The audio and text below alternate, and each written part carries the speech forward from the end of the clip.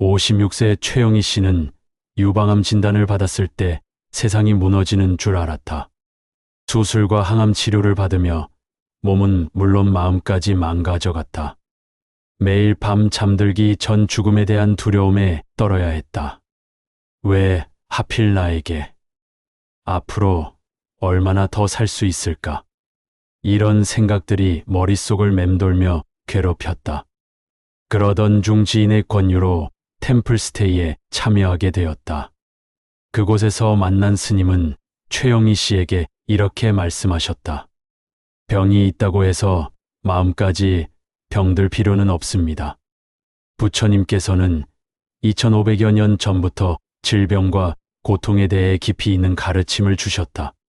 몸의 아픔과 마음의 평안이 별개의 문제라는 것을 명확히 하셨던 것이다. 첫 번째, 질병도 무상한 것임을 깨달아야 한다. 부처님은 모든 존재가 무상하다고 말씀하셨다. 건강도 질병도 영원하지 않다는 뜻이다. 아픈 몸도 언젠가는 변화할 것이고 지금의 고통도 영원하지 않다. 모든 것은 변화한다. 이것이 부처님 가르침의 핵심이다.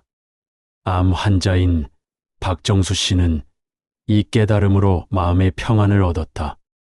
병이 영원하지 않다는 생각을 하니 두려움이 줄어들었어요.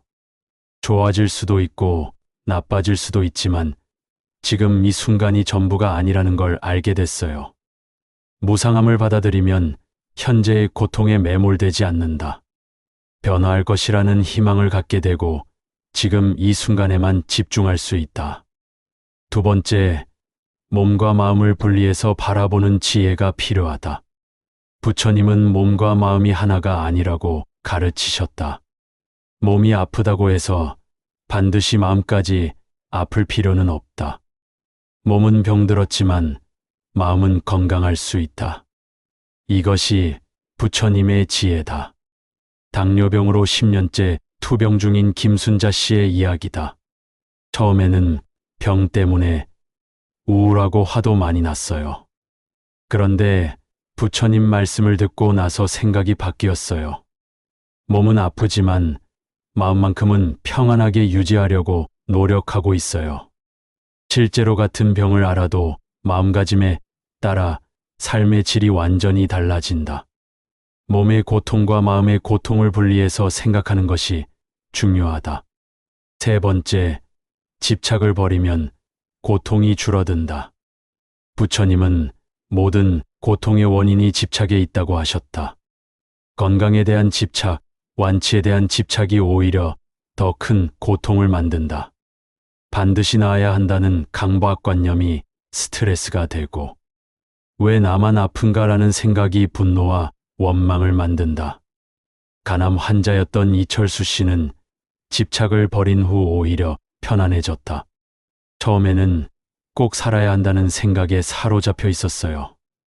하지만 그 집착을 내려놓으니 마음이 한결 가벼워졌어요.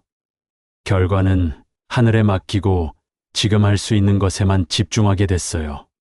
집착을 버린다는 것은 포기하는 것이 아니다. 결과에 연연하지 않고 과정에 최선을 다한다는 뜻이다.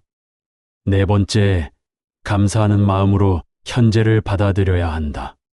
부처님은 감사하는 마음이 가장 큰 치유력이라고 하셨다. 아픈 와중에도 감사할 일들을 찾아보라고 가르치셨다. 지금 숨을 쉴 수 있다는 것, 가족이 곁에 있다는 것, 치료받을 수 있는 환경이 있다는 것, 작은 것부터 감사하다 보면 마음이 평안해진다. 류마티스 관절염으로 고생하는 정미경 씨의 경험담이다. 매일 아침 일어나면 오늘도 하루를 시작할 수 있다는 것에 감사해요. 아프긴 하지만 아직 걸을 수 있고 가족과 대화할 수 있잖아요. 이런 것들에 감사하니까 병의 고통이 덜 느껴져요. 감사는 현실, 도피가 아니다. 주어진 현실 안에서 긍정적인 면을 발견하는 지혜다. 다섯 번째, 현재 이 순간에만 집중하는 마음 챙김이 중요하다.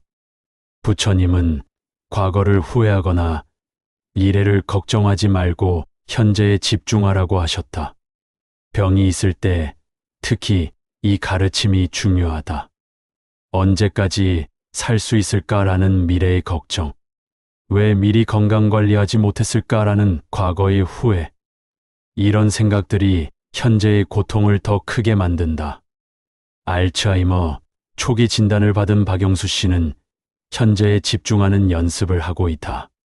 미래가 어떻게 될지 모르지만 지금 이 순간은 괜찮아요.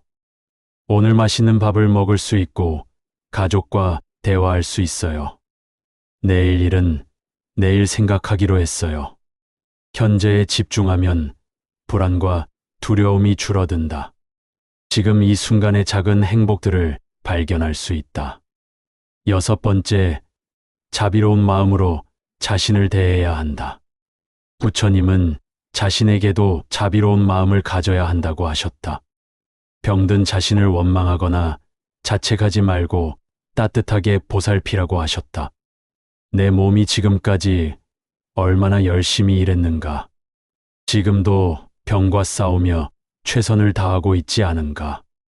이런 관점으로 자신을 바라보면 마음이 편해진다. 위암 수술을 받은 한명숙 씨의 이야기다. 처음에는 내 몸을 원망했어요. 왜 병에 걸렸나 하고. 그런데 생각해보니 내 몸이 50년 넘게 나를 위해 일해온 거예요. 지금은 아픈 내 몸을 미워하지 않고 고마워하려고 해요. 자신에게 자비로운 마음을 가지면 치유력이 높아진다. 스트레스가 줄어들고 면역력도 향상된다. 7번째, 다른 생명체와의 연결감을 느껴야 한다. 부처님은 모든 생명이 연결되어 있다고 하셨다. 나만 아픈 것이 아니라 많은 생명체가 고통을 겪고 있다. 이런 깨달음이 외로움과 절망감을 덜어준다. 혼자가 아니라는 것을 알게 되고 연대감을 느낀다. 만성신부전으로 투석받는 조영희 씨의 경험이다. 병원에서 나와 같은 환자들을 보며 위로를 받아요. 다들 힘든 상황이지만 서로 격려하며 살아가고 있어요. 동물들도 아프고 식물들도 시들어가죠. 이게 자연의 순리인 것 같아요. 연결감을 느끼면 고립감이 줄어든다. 더 큰 존재의 일부라는 안정감을 얻을 수 있다. 8번째, 선행을 통해 마음의 평안을 얻어야 한다. 부처님은 아픈 중에도 할 수 있는 선행이 있다고 하셨다. 작은 베품과 나눔이 마음을 치유한다. 병상에서도 가족에게 따뜻한 말 한마디 해주기, 같은 환자들 격려해주기, 의료진에게 감사 표현하기. 이런 작은 선행들이 마음을 밝게 만든다. 파킨슨병을 앓는 김동철 씨는 병원에서 봉사활동을 하고 있다. 내가 할 수 있는 일이 많지 않지만 다른 환자분들과 이야기 나누는 것도 도움이 돼요. 누군가를 위로해주면 내 마음도 따뜻해져요. 아픈 몸이지만 마음만큼은 건강하게 유지할 수 있어요. 선행은 자신과 타인 모두에게 치유가 된다. 베풀면서 얻는 기쁨이 고통을 잊게 해준다. 9번째, 죽음에 대한 올바른 이해가 필요하다. 부처님은 죽음을 자연스러운 변화 과정으로 보셨다. 두려워할 것이 아니라 받아들여야 할 현실로 가르치셨다. 태어남이 있으면 죽음도 있다. 이것이 모든 생명의 법칙이다. 죽음에 대한 두려움을 줄이면 현재 삶의 질이 향상된다. 말기 폐암 진단을 받은 이순자 씨의 고백이다. 처음에는 죽음이 너무 무서웠어요. 하지만 부처님 말씀을 듣고 나니 죽음도 자연스러운 일이라는 생각이 들어요. 두려움보다는 남은 시간을 의미 있게 보내는 것이 중요하다고 생각해요. 죽음을 받아들이면 삶이 더 소중해진다. 매 순간을 더 깊이 있게 살 수 있다. 10번째, 의료진과 가족에 대한 감사를 표현해야 한다. 부처님은 도움을 받는 것에 감사하라고 하셨다. 치료해주는 의료진과 돌봐주는 가족에게 고마움을 표현하는 것이 중요하다. 감사 표현은 관계를 더 따뜻하게 만들고 더 나은 치료 환경을 조성한다. 뇌종양 수술을 받은 강미란 씨는 매일 감사 인사를 전한다. 간호사분들께 매일 고맙다고 말해요. 가족들에게도 미안하다는 말보다는 고맙다는 말을 더 많이 해요. 그러니까 병실 분위기도 밝아지고 치료받는 마음도 편해져요. 실제 사례를 더 살펴보자. 혈액암으로 1년간 투병한 김주영 씨는 부처님 가르침으로 완전히 달라졌다. 처음 진단받았을 때는 절망적이었다. 왜 하필 내가 앞으로 어떻게 살지 이런 생각뿐이었다. 하지만 병원에서 만난 스님의 법문을 들은 후 마음가짐이 바뀌었다. 병이 왔다고 해서 인생이 끝나는 것은 아니구나. 몸은 아프지만 마음만큼은 평안할 수 있구나. 김주영 씨는 치료받으면서도 다른 환자들을 돌봤다. 같은 병동에 있는 분들과 이야기를 나누고 격려해드렸어요. 그러니까 내 고통도 잊혀지고 마음이 편해졌어요. 현재 김주영 씨는 완치 판정을 받고 건강하게 지내고 있다. 병이 오히려 저에게는 선물이었어요. 인생의 진짜 의미를 깨닫게 해줬거든요. 또 다른 사례도 있다. 척추측만증으로 평생 고생한 박선영 씨는 40대의 부처님 가르침을 만났다. 어릴 때부터 허리가 아파서 정상적인 생활이 어려웠어요. 친구들과 놀 수도 없고 운동도 할 수 없어서 늘 우울했어요. 하지만 부처님 말씀을 접한 후 관점이 바뀌었다. 아픈 것도 내 인생의 일부구나. 이 경험이 다른 사람을 이해하는데 도움이 되는구나. 박선영 씨는 지금 장애인 상담사로 일하고 있다. 제 경험이 다른 분들에게 도움이 되어 아픈 사람의 마음을 누구보다 잘 이해할 수 있거든요. 부처님의 가르침은 단순히 위로에 그치지 않는다. 실제로 삶을 변화시키는 구체적인 방법들을 제시한다.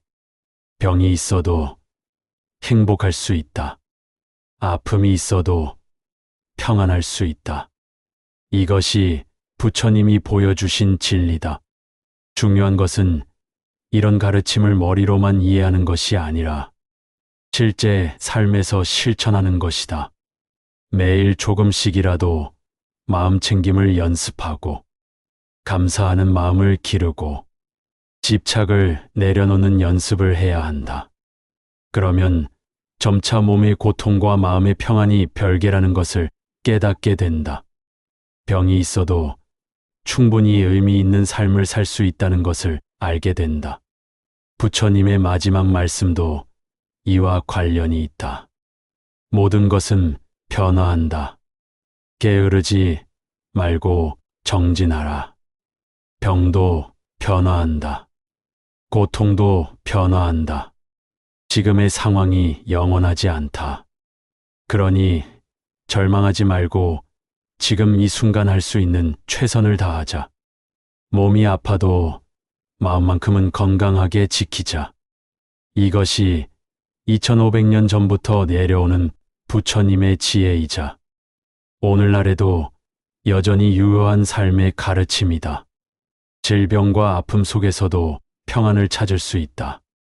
부처님이 보여주신 길을 따라가면 된다. 몸의 고통은 어쩔 수 없지만 마음의 고통은 우리가 선택할 수 있다. 선택은 우리의 몫이다. 부처님의 지혜를 따라 평안한 마음을 선택하자.